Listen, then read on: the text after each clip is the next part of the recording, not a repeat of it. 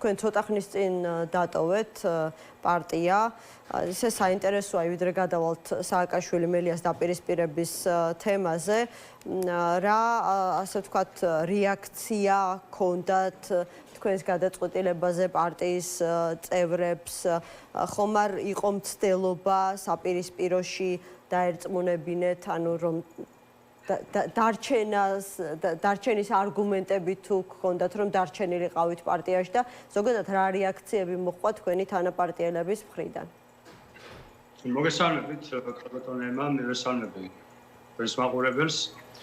ჩემი ეს გადაწყვეტილება მე Facebook პოსტშიც აღვნიშნე, არ ყოფილა რაღაც სპონტანური გადაწყვეტილება და მე ამაზე დიდი ხანია ვფიქრობ და ამ საკითხთან დაკავშირებით არაერთხელ მე პარტიის ლიდერებთანაც ხშირად მისაუბრია.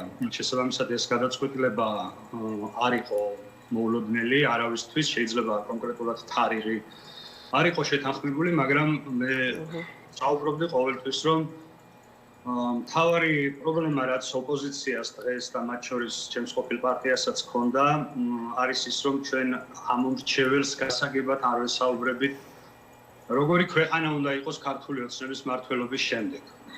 რა არის ის, რის გამოც ადამიანებმა, რომლებიც რაღაცა პერიოდის წინ ქართულ ოცნებას ხარს უჭერდნენ და დღეს ქართული ოცნების ამ პოლიტიკის გამო რა პოლიტიკასაც ატარებს ზურგი შეაქციეს ქართულ ოცნებას, იმ ადამიანებმა მხარი რატომ უნდა დაგვიჭირონ ჩვენ.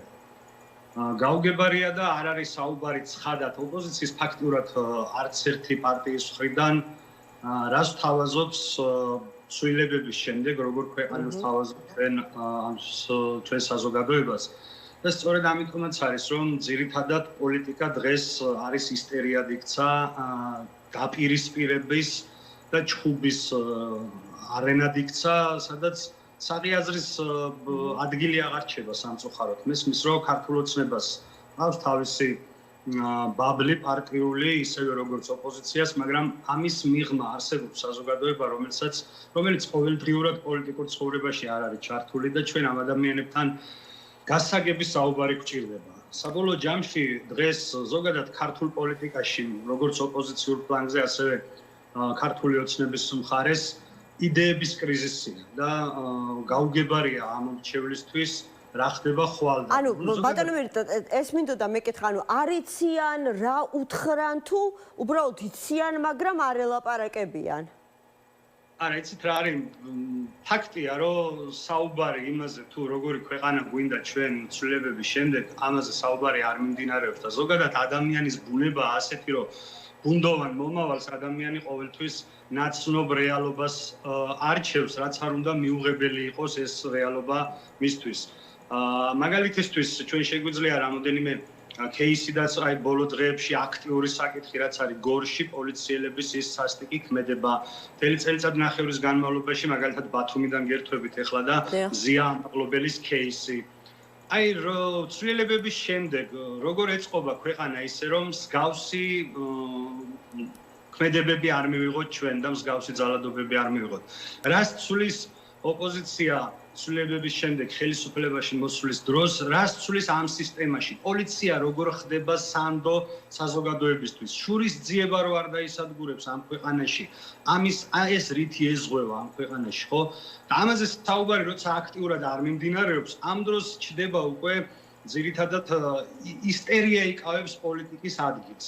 და არადა პოლიტიკა ჩემი აზრით საუბარია. პირველ რიგში იმ ადამიანებთან საუბარი, ვინც არ გეთანხმება, ვინც განსხვავებული აზრის არის ამ ქვეყანაში და შესაბამისად ოპოზიციის მთავარი მოვალეობა დღეს არის, რომ განსხვავებული აზრის, განსხვავებულად მოფიქრალი ამომრჩეველს ესაუბროს ის.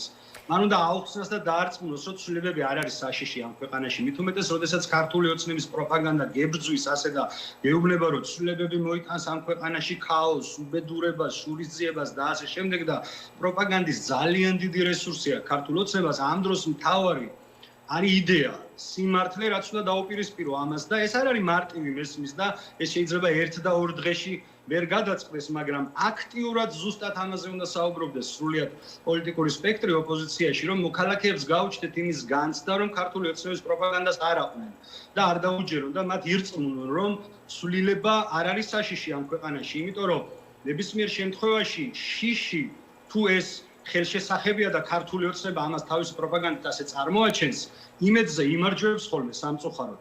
და სწორედ ამიტომ ჩვენი ამოცანა უნდა იყოს, ოპოზიციის მთავარი ამოცანა უნდა იყოს, რომ ადამიანებს ველაპარაკოთ ცვლილებების შემდეგ რა ხდება ამ ქვეყანაში, როგორ ქვეყანას ვაშენებთ, სისტემას როგორ ვაძლევთ ძალადობისგან, რომ ადამიანებზე არ ეძალადოს. თუმცა ეს არ იყო მხოლოდ მიზეზი თქვენი წამოსვლისა პარტიიდან, იგივე თქვენს პოსტში კიდევ ერთ პრობლემაზე საუბრობთ. ამბობთ, რომ გირაოს არ გადავიხდით კამპანიის გარშემო, რაც მოხდა, არც თუ ისე სამართლიანი მგონი, ანუ თუ არ არის სამართლიანი, ესე იგი უსამართლოა. საბოლოოდ ისე გამოვიდა, რომ კამპანიის თითქმის ყველა მონაწილე გარეთ აღმოჩნდა, ბევრმა გირაოც გადაიხადა, ნაწილი კი ბევრად მძიმე ფასს იხდის. ეს ერთი ადამიანის შეცდომა არ იყო, ეს მთლიანად ჩვენი პოლიტიკური კულტურის პრობლემა, მოკლედ, სადაც ემოცია ხშირად საღ აზრზე იმარჯვებსო, აი დაახლოებით ასე მთავრდება თქვენი ეს განცხადების ეს მონაკვეთი. ანუ რას ამბობთ, რომ ადამიანები, რომლებიც ახლა ციხეში სხვა ბრალდებით სხედან, ნაწილობრივ ამ მათი ასე ვთქვათ, ქმედებები, რაც საბაბი აღმოჩნდა ქართული ოცნებისთვის მათი პატიმრობაში გამწესების ნაკარნახევი იყო სწორედ ამ კამპანიით გირაოს არ გადავიხდი, ანუ პასუხისმგებლობას ციხეში მყოფებზე ნაწილობრივ აკისრებთ იმ პოლიტიკოსებს, ვინც გირაო არ გადაიხადა, ზოგმა გადაიხადა და ახლა თავისუფალია? სწორად გავიგე თქვენი ეს ნათქვამი? იცით რა არის ქალბატონო ემა, როდესაც პარლამენტის ბოიკოტს იყენებ როგორც პოლიტიკური ბრძოლის იარაღს, ამ დროს ოპოზიცია გაცილებით უფრო ვალდებულია სხვა ალტერნატიული გზები ნახოს ამომრჩეველთან, განსხვავებული აზრის ამომრჩეველთან სასაუბროთ და მე ეს პოზიცია დასაწყისიდანვე მქონდა პარტიაში და ესეც ის ყველა ლიდერმა, რომ შეცდომა იყო ამ კამპანიის დაწყება, პირიქით ოპოზიციას ჰქონდა იდეალური შანსი იმ დროს, როდესაც პარლამენტის ბოიკოტი როგორც პოლიტიკური ბრძოლის იარაღად გამოიყენა, იდეალური შანსი იყო, რომ ეს ტრიბუნა, ეგრეთ წოდებული კომისიის ტრიბუნა უნდა გამოყენებულიყო ქართული ოცნების ამომრჩეველთან სასაუბროთ, რომ ქართული ოცნების ზუსტად აი იმ კომისიაზე რა პროპაგანდაც მიმდინარეობდა, ამ პროპაგანდაზე პასუხი უნდა ყოფილიყო. შესაბამისად, მე დასაწყისში ვთვლიდი, რომ ეს იყო არასწორი ნაბიჯი და მე გაცხადებული პოზიცია მქონდა ყველასთან, რომ მე თუ დამიძახებდნენ და ამ კომისიაზე ჩემი სახელი და გვარიც იხსენა, მე თუ დამიძახებდნენ, მე აუცილებლად მივიდოდი, იმიტომ რომ თუ არ შედიხარ პარლამენტში, იყენებ ბოიკოტს როგორც პოლიტიკურ ბრძოლის იარაღს, გასაგებია ეს პოლიტიკაში მოსულა, მაგრამ ალტერნატიული გზა მაქსიმალურად ყველა ადგილი, ყველა ტრიბუნა უნდა იქნას გამოყენებული, რომ პროპაგანდამ ტვინი არ გაურეცხოს ამომრჩეველს და ამომრჩეველთან მიიტანოს და თქვენი თანაპარტიელები, ლიდერები რა არგუმენტებით გიპირისპირდებოდნენ? ახლა საჯაროდ რას ამბობდნენ, ეს ერთია, მაგრამ აი ამ შიდა პარტიულ განხილვებში რა იყო მათი მთავარი, ასე ვთქვათ, საფუძველი არ მისვლისა კომისიაზე და შესაბამისად ბოიკოტის გამოცხადებას? მე აღარ მინდა ახლა ამ სიღრმეებში შევიდე, მაგრამ არგუმენტი, დამაჯერებელი არგუმენტი რომ მომისმინა, ხო დღეს სხვა პოზიციაზე ვიქნებოდი. ეს ერთ-ერთი მაგალითია და არ ჩავთვალოთ, რომ ეს არის მხოლოდ მიზეზი, იმიტომ რომ იმ პოსტში ასევე წერია, რომ ეს არის მაგალითი და სხვა ბევრი მაგალითიც შეიძლებოდა მოყვანა. ანუ მე კიდევ რომელია ყველაზე თვალსაჩინო, რამაც თუ იმ კონკრეტულ მომენტში არ გადაგაწყვეტინათ პარტიიდან გამოსვლა, ყოველ შემთხვევაში დაგარწმუნათ თქვენი გადაწყვეტილების, საბოლოო გადაწყვეტილების სისწორეში? ჩემი საბოლოო გადაწყვეტილების კიდევ ერთხელ გადაწყვეტილება არ ყოფილა სპონტანური და დიახ ეს დიდი ხნის განმავლობაში დაკვირვებები მიმდინარეობდა ზუსტად ამაზე და ამდენი ხანი იმიტომაც გაგრძელდა ჩემი გადაწყვეტილების მიღება, მაგრამ საბოლოო ჯამში მთავარი, რასაც მე ვამბობდი დღეს ის იგივე პრობლემა დგას, რომ ადგილი ასპარეზზე პოლიტიკაში არ არის საღი აზრისთვის დარჩენილი.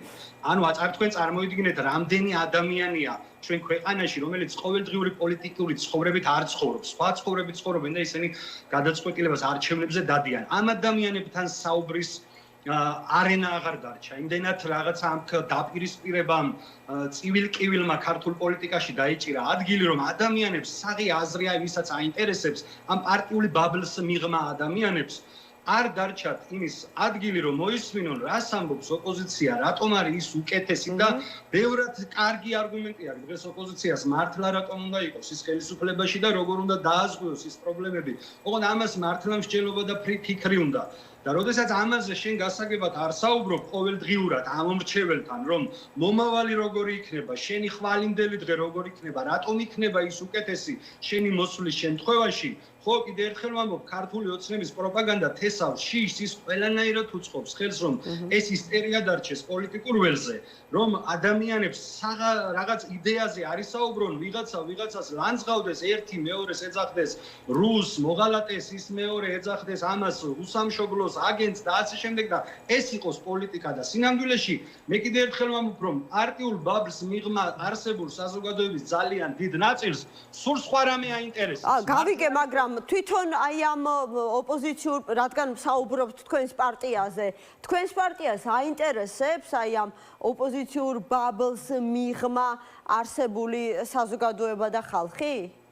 მე მაინტერესებს ქალბატონო ემა და ჩემი გადაწყვეტილება ასე იყო. მე ამიტომაც ვამბობ, მე მგონია რომ დარწმუნებული ვარ რომ პარტიაში საინტერესებთ უბრალოდ შეცდომა ის რასაც აკეთებს ჩემი ყოფილი პარტია ამ მიმართულებით რომ აქტიურად არ საუბრობს რომ მაგალითად აი რომ არ განმეორს ამ ქვეყანაში რომ ცვლილებების შემდეგ შურისძიება არ დაისადგურებს. ხო ნახეთ ქართულმა ოცნებამ რა ჩაიდინა.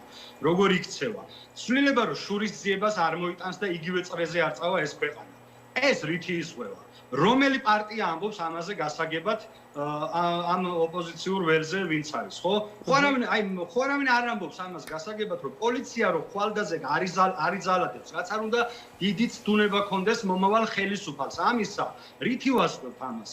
მე მზიამოღლობელის кейსი რო არ განმეორდება ამ ქვეყანაში, სისტემა როგორ უნდა მოვაწყოთ იმისთვის, რომ არც ერთ ხელისუფალს არ წაუწდეს ხელი და პოლიციას არ მიცეს ის დავალება, იმიტომ რომ ეს პოლიცია და ეს სასამართლო როგორიც გვაქვს, თუ ასეთი უნდა გადმოიბაროს მომავალმა ხელისუფლებამ, მაშინ უკეთესობისკენ რა იცნება. და თუ ასეთი არ უნდა გადმოიბაროს, მაშინ როგორი იქნება ეს სისტემა. ამაზე საუბარი ხომ მნიშვნელოვანია. ვინმე მითხრას მაშინ გამოვიდეს და თქვას რომ ეს მეორე ხარისხოვანია და საზოგადოებას დღეს ეს არ აინტერესებს. მე ვამბობ რომ დღეს საზოგადოების ძალიან დიდ ნაწილს ზუსტად ეს აინტერესებს, რომ ამ ქვეყანაში ცვლილების შემდეგ ქაოსი არ დაისადგურებს.